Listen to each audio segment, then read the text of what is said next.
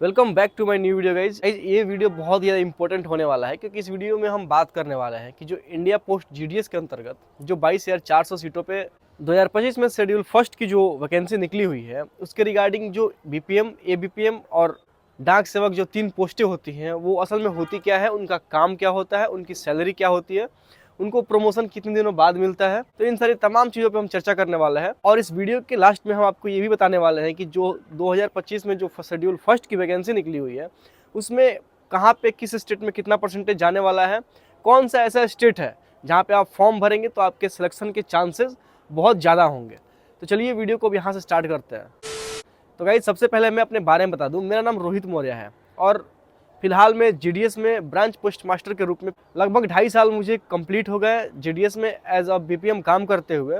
इसके पहले मेरी पोस्टिंग जो हुई थी वो उत्तराखंड में 95% मार्क्स के साथ टिहरी डिवीजन में हुई थी और 1 साल वहाँ पे काम करने के बाद अभी मैं ट्रांसफ़र लेके अपने होम टाउन बिहार सिवान आ चुका हूँ और सिवान में मैं एज अ बीपीएम 1 साल से काम कर रहा हूँ। तो ये जो वीडियो है ना, ये वीडियो मेरे पर्सनल एक्सपीरियंस के बेसिस पे आप लोगों के बीच में मैं लेके आ रहा हूँ, तो वीडियो को पूरे एंड तक देखिएगा। और कोई इंपॉर्टेंट आपके सवाल हो या कोई भी आपको आपके मन में कोई क्यूरीज वगैरह हो तो आप डिस्क्रिप्शन में मेरे इंस्टाग्राम का लिंक है, वहाँ से आप आके हमसे संपर्क कर सकते हैं। तो गाइज बात करते हैं कि अभी जो 2025 में शेड्यूल फर्स्ट की बहाली निकली हुई है उसमें टोटल सीटें जो है वो डाक विभाग द्वारा वो लगभग 20,400 के आसपास आपको दी गई हैं। उतने सीटों पर शेड्यूल फर्स्ट में बहाली आने वाली है। इसका मतलब ये है कि शेड्यूल सेकंड में भी बहाली आएगी और जो हमें जुलाई और अगस्त के आसपास देखने को 2025 में मिलेंगी। तो अब इसमें हम ये देखते हैं कि उसका फॉर्म भरने का डेट कब से कब तक है।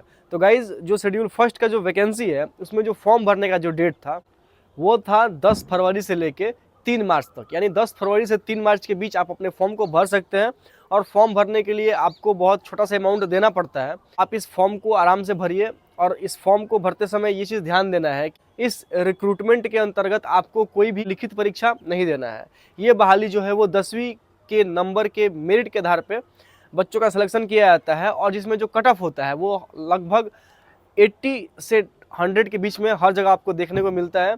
तो आपके परसेंटेज अगर 80 से 100 के बीच में है तो आप इस फॉर्म को निसंदेह भरिए ताकि डाक विभाग में काम करने का आपको भी मौका मिल सके, आपका भी सिलेक्शन जीडीएस के अंतर्गत branch post master, assistant branch post master और डाक सेवक के रूप में हो सके। गाइज हम बात करते हैं कि इसमें जीडीएस के अंतर्गत 3 पोस्टें होती हैं। बीपीएम यानी ब्रांच पोस्ट मास्टर, दूसरा होता है एबीपीएम यानी असिस्टेंट ब्रांच पोस्ट मास्टर और तीसरा होता है डाक सेवक का काम।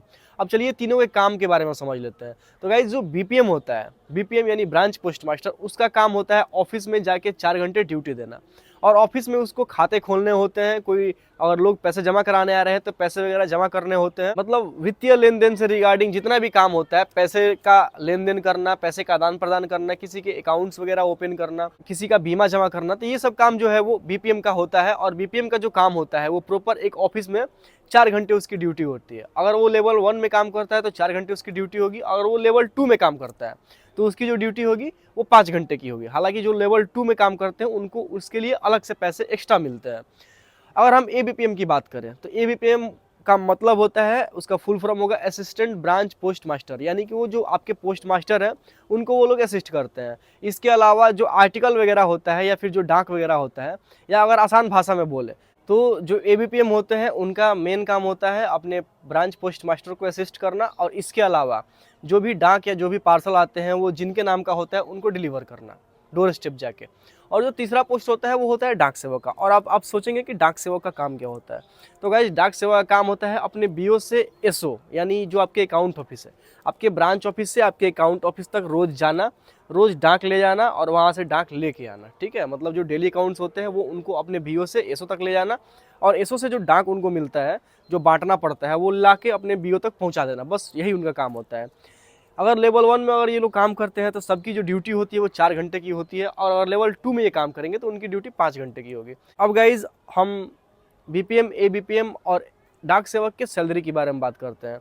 तो गाइज जो ब्रांच पोस्ट मास्टर यानी जो बीपीएम होता है उनकी जो सैलरी होती है, उनकी जो बेसिक सैलरी होती है वो होती है 12,000 रुपये।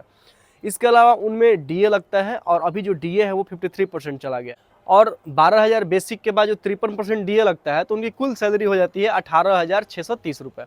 और इसके अलावा कुछ ऑफिस मेंटेनेंस के रूप में उन्हें 400-500 रुपये एक्स्ट्रा मिलते हैं और कुछ स्टेशनरी के लिए कुछ पैसे मिलते हैं। मतलब कुल मिला जुला के उनकी जो सैलरी है वो 19,000 साढ़े 19,000 के आसपास आपको इन हैंड मिल जाती है। ये जो सैलरी है वो मैंने लेवल 1 की बात की। अगर वही चीज़ें लेवल 2 में होती तो जो उनका बेसिक सैलरी 12,000 है वो उनकी बेसिक सैलरी 14,000 हो जाती। और 14,000 होने के बाद जो उनका जो डीए फिर 14,000 का 53% ऐड होता। अगर हम ABPM यानी असिस्टेंट ब्रांच पोस्ट मास्टर के सैलरी की बात करें तो guys assistant branch post master का जो सैलरी होता है उनका जो बेसिक सैलरी होगा वो हो जाएगा आपका 10,000 रुपये। और 10,000 के बाद उसमें 53% डीए लगेगा, यानी कि 5300 रुपये और ऐड हो जाते हैं, यानी 15,300 रुपये उनको हो जाते हैं। इसके अलावा साइकिल मेंटेनेंस और भी अदर काम के लिए कुल मिलाकर उनकी जो सैलरी होती है 15,500 16,000 के आसपास अभी देखने को मिल रही है। अगर वो लेवल 2 में काम करेंगे यानी अगर उनकी ड्यूटी जो है वो 5 घंटे की होगी तो उनकी जो सैलरी है जो अभी लेवल 1 में BPM की सैलरी है वो सैलरी जो होती है लेवल 2 में ABPM की हो जाती है। अगर डाक सेवक की बात करें तो डाक सेवक का भी जितना ABPM का होता है उतना ही सेम डाक सेवक का भी सैलरी होता है, यानी कि जो उनका जो बेसिक सैलरी होगा वो 10,000 रुपये होगा, 53% डीए ऐड होगा और कुछ अदर मेंटेनेंस के नाम पे उनको भी लगभग 15,500-16,000 रुपये आराम से मिल जाते हैं। और गाइज अब हम बात करते हैं कि प्रमोशन। तो गाइज अगर हम बात करें प्रमोशन की तो प्रमोशन के लिए आपको as a BPM, as a ABPM या एज अ डाक सेवक आपको कम से कम GDS के रूप में 3 साल काम करना होगा। उसके बाद आपका एक रिटर्न एग्जाम होगा। 3 साल काम करने के बाद आपका एक रिटर्न एग्जाम होगा और उस रिटर्न एग्जाम के आधार पे फिर आपको प्रमोट किया जाएगा और प्रमोट करके आप बनेंगे MTS यानी मल्टीटास्किंग स्टाफ और आप रेगुलर हो जाएंगे, यानी आपकी जो ड्यूटी है वो 8 घंटे की हो जाएगी। और जो भी गवर्नमेंट एम्प्लॉय को एक फैसिलिटी प्रोवाइड की जाती है वो सारा फैसिलिटी आपको भी प्रोवाइड किया जाएगा, यानी आप MTS हो जाएंगे। और MTS के फिर 2 साल बाद अगर आप एग्ज़ाम देते हैं और पास होते हैं तो फिर आप बन जाएंगे पोस्टमैन। और पोस्टमैन बनने के बाद लोग उसी में पोस्टमैन में थोड़ा सा एग्जाम होता है और लोग पोस्टमैन रहते हुए लोग मेल ओवरसियर भी बन जाता है। और उसके बाद ऐसे ही एग्जाम दे के आप इंस्पेक्टर बन सकते हैं। 8 साल बाद एग्जाम दे के आप इंस्पेक्टर बन सकते हैं, सुपरिटेंडेंट बन सकते हैं। मतलब जैसे जैसे आप काम करते जाएंगे और एक्सपीरियंस के आधार पर डिपार्टमेंटल एग्जाम दे के प्रमोशन पाते पाते आप PMG तक बन सकते हैं। तो ये डिपार्टमेंट उन बच्चों के लिए बहुत सेफ है जो इनिशियल स्टेज में, यानी कि जिनका उम्र कम है और वो फर्दर स्टडी के लिए अभी अपना अलग मेहनत कर रहे हैं और धीरे धीरे मेहनत करके वो काफ़ी अधिक ऊंचाइयों को प्राप्त कर सकते हैं। तो जो भी बच्चे नए हैं, कम उम्र के हैं और उनके अंदर पढ़ने पोटेंशियल है कि वो पढ़ के कुछ बेहतर कर सकें तो वो इस डिपार्टमेंट में भी ट्राई कर सकते हैं और साथ में इस जॉब के साथ आप अदर एग्जाम की भी तैयारी कर सकते हैं। और गाइज अब अंतिम में हम बात करते हैं कि इस बार जो 2025 की शेड्यूल फर्स्ट की बहाली निकली हुई है उसमें किस स्टेट में कितना कट ऑफ जाने वाला है और किस स्टेट में सबसे कम कट ऑफ रहने की संभावना है। तो गाइज मैं आपको बता दूं, अभी जो सबसे अधिक कट ऑफ जहाँ रहने की संभावना है उस स्टेट का मैं नाम ले लेता हूँ।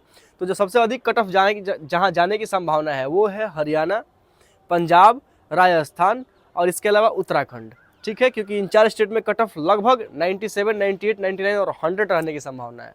अगर कम कट ऑफ वाले स्टेट की बात करें तो आपको मैं 3 स्टेट रिकमेंड करता हूँ। एक हो गया आपका बिहार, एक हो गया यूपी, तीसरा हो गया आपका झारखंड। यानी बिहार, यूपी, झारखंड में आप अगर फॉर्म को अप्लाई करते हैं तो कम परसेंट में भी आपके सिलेक्शन होने के चांसेस बढ़ जाएंगे। तो अगर आपने हमारी इस वीडियो को पूरे एंड तक देखा और अगर आपको वीडियो पसंद आया हो तो अपने दोस्तों को शेयर कीजिए, इस वीडियो को ज़्यादा से ज़्यादा लाइक कीजिए, कमेंट करके अपने राय को हमारे साथ साझा कीजिए। और इसके अलावा अगर आप चैनल पर नए हैं और GDS से रिलेटेड कोई भी इन्फॉर्मेशन आपको चाहिए तो आप हमारे कमेंट बॉक्स में जाकर ड्रॉप कर सकते हैं। डिस्क्रिप्शन में इंस्टाग्राम का लिंक है, वहाँ से भी हमसे संपर्क कर सकते हैं। और अगर आप चैनल पर नए हैं तो चैनल को जाकर सब्सक्राइब भी जरूर से जरूर कीजिएगा।